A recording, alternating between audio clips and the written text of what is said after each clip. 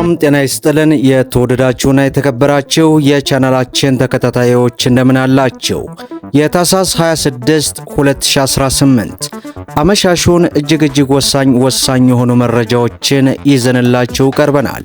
በቅድሚያም ዋና ዋናዎቹን በማስቀደም እንጀምራለን።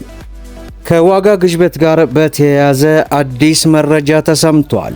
በዚህም የዋጋ ግሽበት ስለመጨመሩ ይፋ ሆኗል። ሙሉ መረጃውን ይዘናል።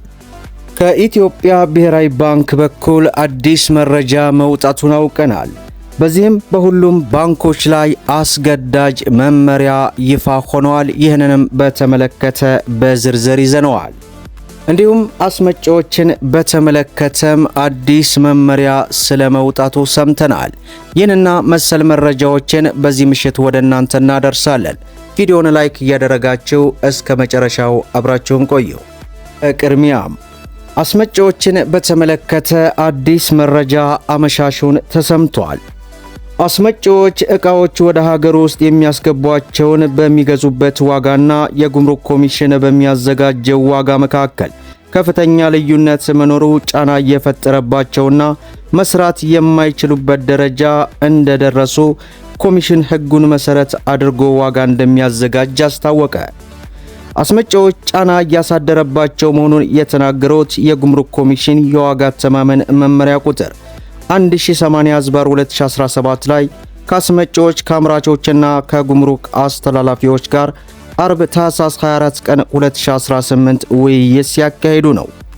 የጉምሩክ ኮሚሽን ከፍተኛ የሥራ ኃላፊዎች በተገኙበት የውይይት መድረክ ከኮሚሽኑ ጋር በተገናኙ ያላቸውን አቤቱታ አዘል ጥያቄዎችን አስመጪዎች፣ ላኪዎችና የጉምሩክ አስተላላፊዎች እያቀረቡ ሲሆን በዕቃዎች ትክክለኛ ዋጋና በጉምሩክ ኮሚሽን ዋጋ ትመና መካከል ከፍተኛ ልዩነት መኖሩ በሥራ ላይ ጫና እየፈጠረ መሆኑን ገለጸ።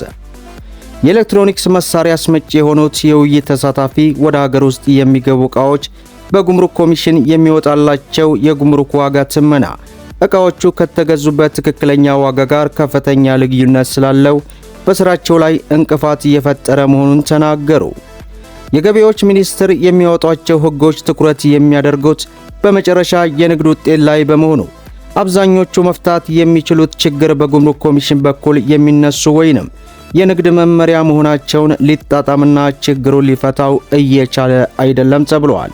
የጉምሩክ ኮሚሽን ምክትል ኮሚሽነር ወይዘሮ ሙሉ ወርቅ ደረሰ ለቀረበላቸው ጥያቄ ማብራሪያ ሲሰጡ አዲስ የተሻሻለው መመሪያ ወሳኝ የሆኑ ነጥቦች የተደነገጉበት መሆኑንና ይህም በአፍሪካ ነፃ የንግድ ቀጠና ገብቶ ለመስራት እንዲቻል ጭምር ታስቦ የተዘጋጀ መሆኑን ገልጸዋል። አብዛኞቹ ጥያቄዎች የተሳታፊዎች የገጠሟቸውን መነሻ አድርገው የቀረቡ መሆናቸውን አውስተው ችግሮችን ለመፍታት የቅሬታ ኮሚሽን ሂደት እንዳለና በዚያም መሰረት እንደሚፈታም ተናግረዋል። የግብይት ዋጋ ዕቃ እስከ ኢትዮጵያ ጉምሩክ ጣቢያ የደረሰና ተጨማሪ ዋጋ ተሰልቶ የሚሰጥ መሆኑንና ይህም በዓለም አቀፍ ደረጃ የሚሰራበት እንደሆነ ገልጸው ኮሚሽኑ የዕቃ ዋጋ ሲያወጣ በራሱ የሚሰጠው ሳይሆን የቀደመው ወደ ሀገር ውስጥ የገቡ ተቀባይነት ያላቸው ዕቃዎችን ዋጋ በማነጻጸር እንዲሁም በመጠቀም እንደሚሰራ አስረድተዋል። የመመሪያውን ማሻሻያ በሚመለከት ለውይይቱ ተሳታፊዎች ማብራሪያ የሰጡት የኮሚሽኑ የዋጋ ተመን ዳይሬክተር አቶ ዘመኑ የጉምሩክ ቀረጥ ማስከፈያ ዋጋ በአዋጁና በመመሪያው በተቀመጡ የዋጋ አተማመን የሚሰላ መሆኑን ዕቃው እስከ ኢትዮጵያ የጉምሩክ ክልል የደረሰና ሌሎች ወጪ ተጨምረው የሚታሰብ መሆኑንም ተናግረዋል። ይህ የሚያስፈልገውም የቀረጥ ታክስ ለማስላት ተገቢ የአገር ውስጥ ታክስ ለማስከፈልና የወጪና የገቢ ትክክለኛ መረጃ እንዲደራጅ ለማድረግ ነውም ብለዋል። የጉምሩክ ዋጋ አተማመን የዓለም ንግድ ድርጅትና የዓለም ጉምሩክ ድርጅት እንደሚመለከታቸውም አስረድተዋል። በመጨረሻም የጉምሩክ ኮሚሽነር አቶ ደበሌ ቃበታ ኮሚሽኑ ዘመናዊ የጉምሩክ ተቋም ለመገንባት የሚያስችል ማሻሻያዎች እያደረገ መሆኑን፣ እነዚህ ማሻሻያዎች ዓለም አቀፍ ስምምነቶችን ጭምር ታሳቢ ያደረገ መሆኑን ገልጸዋል። መመሪያው ማሻሻያ ያስፈለገውን የአገሪቱን የጉምሩክ አሰራር ከዓለም የንግድ ድርጅት የዋጋ አተማመን ስምምነት መርሆች ጋር ለማጣጣምና ለግልጸኝነቱ ታስቦ እንደሆነ በዚህ ሰዓት ሪፖርተር አስነብቦናል። በሌላው መረጃችን የኢትዮጵያ ብሔራዊ ባንክ በሁሉም ባንኮች ላይ አስገዳጅ መመሪያ አስቀምጧል። የኢትዮጵያ ብሔራዊ ባንክ ንግድ ባንኮች መያዝ የሚገባቸውን የማጠባበቂያ ገንዘብ ምጣኔን በተመለከተ አዲስ ባጸደቀው መመሪያ መያዝ የሚገባቸውን ወርሃዊ የማጠባበቂያ ገንዘብ ምጣኔ በሁለት መደብ ከፍሏል። በቀድሞ የኢትዮጵያ ብሔራዊ ባንክ ገዢ ይነገር ደሴ ተፈርሞ ከ5 ዓመት በፊት ጸድቆ በሥራ ላይ የቆየው ተመሳሳይ መመሪያ የሚካተትና ሐሙስ ታኅሳስ 23 ቀን 2018 በቅርቡ በተሾመው የኢትዮጵያ ብሔራዊ ባንክ ገዢ ዶክተር ኢዮብ ተካልኝ ጸድቆ በሥራ ላይ የዋለው መመሪያ ባንኮች በየቀኑ መያዝ ያለባቸውን ዝቅተኛ የመጠባበቂያ ገንዘብ ምጣኔ ቀድሞ ከነበረበት 7% ወደ 5% ዝቅ እንዲል መወሰኑን ያስረዳል። ይሁንና በመመሪያው መሠረት ባንኮች በየቀኑ መያዝ ያለባቸው የመጠባበቂያ ገንዘብ ምጣኔና 5% ዝቅ ቢደረግም መመሪያው በአንቀጽ 7 የሽግግር ጊዜ በሚል በሰፈሩ ድንጋጌዎች መሠረት ባንኮች በየወሩ ማስቀመጥ የሚገባቸው የመጠባበቂያ ገንዘብ ምጣኔ በሁለት መደብ ተለይቶ እንደሚታይ በመግለጽ ከጥር ወር ጀምሮ የሚጠበቅባቸውን በመቶኛ ለይቶ አስቀምጧል። በዚህም መሠረት በምድብ 1 ስር የሚካተቱ ባንኮች መያዝ የሚገባቸው ወርሃዊ መጠባበቂያ በጥር ወር 8%፣ በየካቲት ወር 9% እንዲሁም በመጋቢት ወር ደግሞ 10% መሆን እንደሚገባ ተገልጿል። በሌላ በኩል በመደብ 2 ስር ያሉ ባንኮች ከመጀመሪያው መደብ በተለየ የሽግግር ጊዜ ስር የተካተተው የወራት ብዛት 5 እንዲሆን የተደረገ ሲሆን በዚህም መሠረት በጥር ወር 7.5%፣ በየካቲት ወር 8%፣ በመጋቢት ወር 8.5%፣ በሚያዝያ ወር 9% እና በግንቦት ወር 9.5% እንዲሁም በሰኔ ወር 10% መሆን አለበት ተብሏል።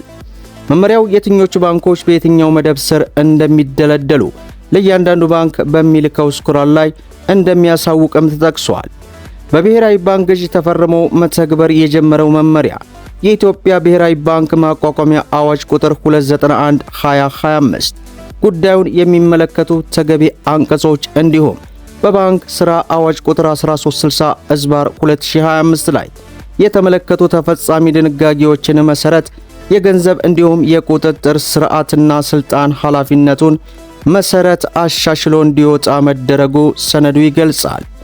የአዲሱ መመሪያ አንቀጽ 4 እንደሚገልጸው ሁሉም በኢትዮጵያ ውስጥ የሚንቀሳቀሱ ባንኮች ከብር የመጠባበቂያ ገንዘብ ማወራረድ የሚችሉበት የክፍያ አካውንት በብሔራዊ ባንክ መከፈት ይጠበቅበታል። በተሻረው መመሪያ መሠረት የተከፈቱና በሥራ ላይ የቆዩ አካውንቶችን ከአዲስ አካውንት ጋር በማዋሃድ የቀድሞዎቹ እንዲዘገዩ የሚጠበቅ ይሆናልም ተብሏል። በተመሳሳይ 7% ወርሃዊ የመጠባበቂያ ገንዘብ ምጣኔን የማያሟሉ ባንኮች በብሔራዊ ባንክ ቅጣት እንደሚጣልበት ለብሔራዊ ባንክ በመመሪያው ሪፖርት እንዲያቀርብ በሚገደድበት የጊዜ ገደብ መሠረት ሪፖርት ያላደረገ ባንክ 20 ሺህ ብር ቅጣት ይጠበቅበታል ተብሏል። መመሪያው በሁሉም በአገሪቱ ያሉ ባንኮች ላይ ተግባራዊ እንደሚሆን ከአርብ ታኅሳስ 24 ቀን 2018 ጀምሮ በሥራ ላይ መዋሉንም መግለጹን በዚህ ሰዓት ሪፖርተር አስነብቦናል።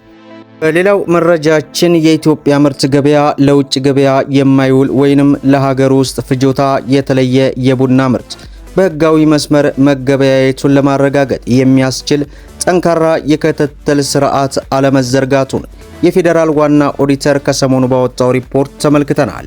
በተለይ ተረፈ ምርት ወደ ሀገር ውስጥ ፍጆታ የሚውልና ቡና ላይ ያለውን የቁጥጥር ክፍተት ኦዲቱ በዝርዝር አሳይቷል። ይሁን እንጂ አመራሮች የምርት ገበያውን ለተገኘበት ክፍተት በሰጡ ምላሽ ምርት ገበያው ገዥና ሻጭ የሚያገናኝ የግብይት መድረክ እንጂ በአዋጅ የተሰጠው የቁጥጥር ስልጣን እንደሌለ በመግለጽ ራሳቸውን ተከላክለዋል። በዚህም የምርት ገበያና የቡናና ሻይ ባለስልጣን በክትትል ጉድለት ላይ እርስ በርሳቸው መወቃቀሱን አመሻሹን የወጣው ሪፖርት አስነብበዋል። መደመጥ ያለባቸው ወሳኝ የሆኑ መረጃዎችን ይመስላሉ። ቪዲዮን ላይክ ሸር አድርጉት እያልኩ እስከ ፍጻሜው ድረስ አብራችሁን ስለቆያችሁ ልባዊ ምስጋናችን እየሰጠን በሌላ ቪዲዮ እስከምንገናኝ ወሰላሙ አለይኩም ወራህመቱላህ።